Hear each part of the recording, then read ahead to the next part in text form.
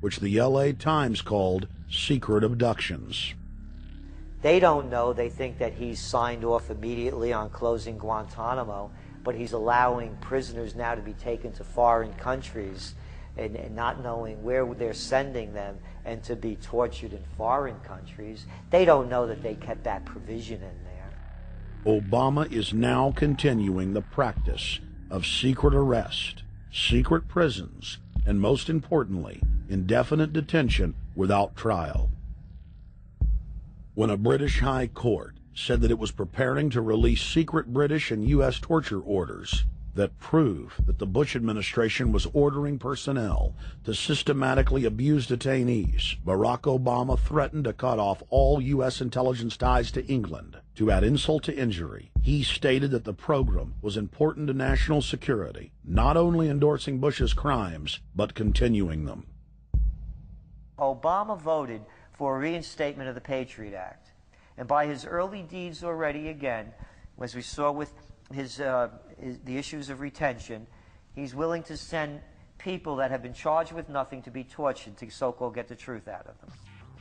If the makers of this film attempted to cover all of Obama's lies, this documentary would never be released because there are new ones every day. So in the interest of time, we're going to cover one more big one. Barack and his handlers made the cornerstone of his campaign, keeping lobbyists and donors out of his administration. Within hours of being elected, Obama did a 180 and filled the White House and federal government with lobbyists and donors at all levels. Obama picked William Lynn, the top lobbyist for Raytheon, to fill the number 2 position at the Department of Defense. Timothy Geithner, former president of the private Federal Reserve Bank of New York, was picked by Obama to be Secretary of the Treasury. Geithner promptly crammed the Treasury Department full of lobbyists, like his chief of staff, Mark Patterson, formerly the top lobbyist at Goldman Sachs.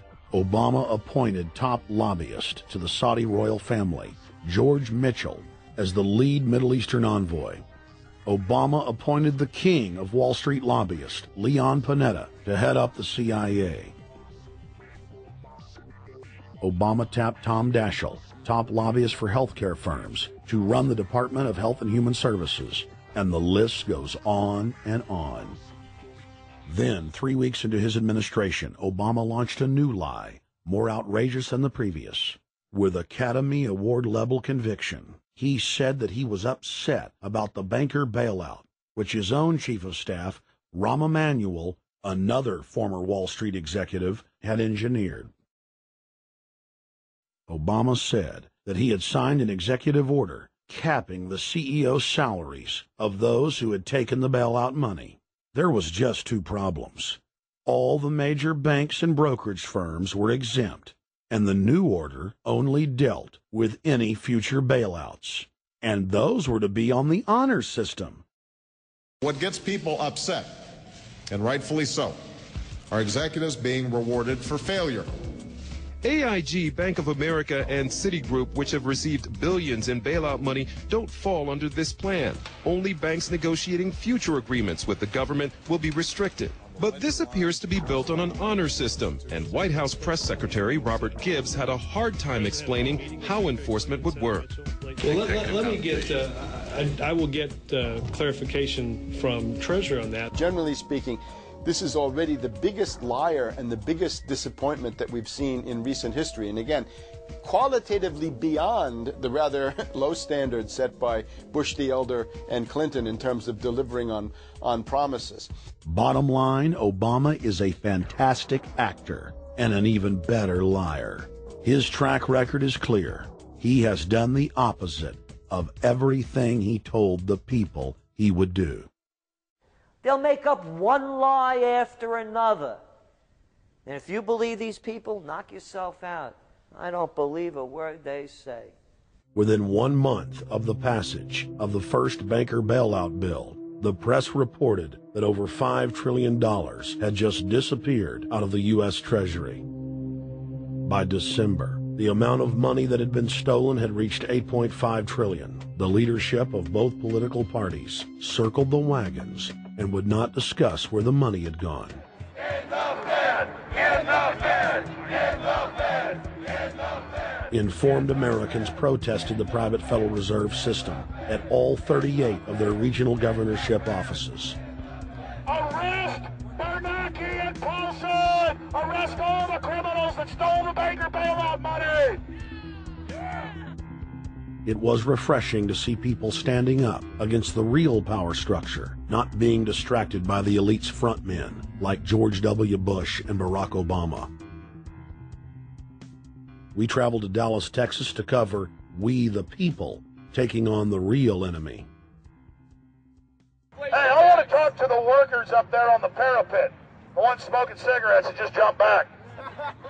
You're with the American people, we know that. But understand, ask the workers inside. You're not in a federal government building. You're in a private Federal Reserve that uses that name as a fraud. That'd be like if my first name was Federal Reserve Jones. I'm still not the federal government. I'm not a federal agency. But if I said my name was Federal Reserve, I could go out and pay off politicians and get them to allow me to get into power so I could issue the currency and credit, and then I could buy up the world. That's what these criminals have done. A lot of people think that the Federal Reserve is already part of the government. They're not. It's controlled by cliques of unelected, unaccountable bankers meeting in secret. Most of these people have never even been through the formality of a Senate hearing or a Senate confirmation. They claim that they're part of the U.S. government. They masquerade as if they were part of the U.S. government. But in reality, this is a purely private operation. Jackals, hyenas, raptors, all of them loyal, not to the American people, but to the Wall Street banks, which is where most of them come from. Everyone is pointing to Barack right now, President Obama, as saying, you got to get the economy together. You got to get the economy together. When in fact, the president has very little to do with the economy.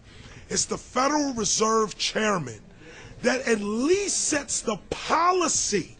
That's a privately owned company, the Federal Reserve Bank. They set the agenda. These guys are masquerading as a federal institution. They are a private banking consortium, and this is their front, their holding company. The Federal Reserve is not federal. It's a front for a private banking cartel. That's on record in congressional testimony, and they're the ones orchestrating the economic collapse we're seeing right now, so that's why we're here. While at the End the Fed rally outside the Federal Reserve Bank in Dallas, Texas, we spoke with Ron Paul's brother, Wayne Paul. 1913, the Federal Reserve Act was passed, floor of the House, where 3 members of Congress were on the floor. At that time, they only needed a majority of votes to pass it. So in 1913, the Federal Reserve Act was passed. 20 years later, 1933, under Roosevelt, the United States was declared bankrupt. And in 1933, the Federal Reserve Private Bank says, okay, USA, what are you going to pledge as collateral on the debt you owe me? What happened by 1936? Does anybody know? We instituted Social Security system, and you and I and our children and our children's children were pledged as collateral on the debt of our government to the Federal Reserve. And that's where we're at today. It took 20 years to make this country bankrupt, and since then, our government has operated under emergency powers of our government. It is not the president that makes the decision in this country. It's the Secretary of Treasury who turns around and is put in there by the Federal Reserve to manage the bankruptcy. We've been in bankruptcy ever since.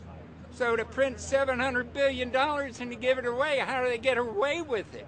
The manager of the bankruptcy is told by the Federal Reserve this is the way to go. That's where we're at today.